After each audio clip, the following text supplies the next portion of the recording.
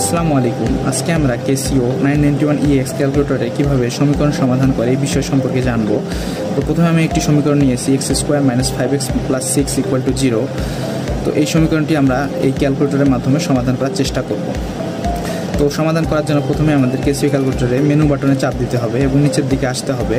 তো নিচের দিকে এসে এখানে টেবিল বাটন দেখাচ্ছে, টেবিলের ঠিক ডান দিকে দেখাচ্ছে এ বাটন।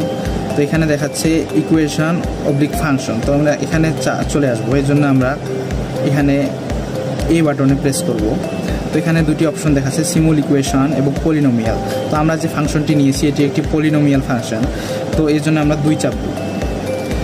তো এখানে দেখাচ্ছে পলিনোমিয়াল ডিগ্রি, তো মানে হচ্ছে আমাদের সমীকরণের ঘাত কত সেটা বলতে হবে।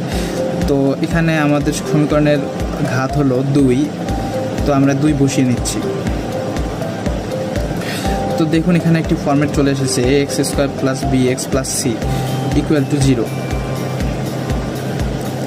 তো আমরা এখানে x² এর সহগগুলো বসাবো। তো x² সহগ এখানে আমার 1, এই জন্য আমি 1 দিচ্ছি, এবং x এর সহগ এখানে -5, তাই আমি -5 দিচ্ছি, এবং আমার কনস্ট্যান্ট বা c হলো 6, এই জন্য আমি 6 চাপছি।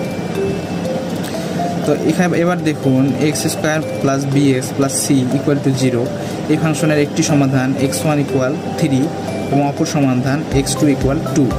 তো এখান থেকে আমরা সরাসরি ক্যালকুলেটরের মাধ্যমে এই সমীকরণের সমাধানটি বের করতে পারি। তো এখানে আমার সমাধানটা আমি লিখে নিচ্ছি, x = 3, 2। তো ধন্যবাদ সবাইকে।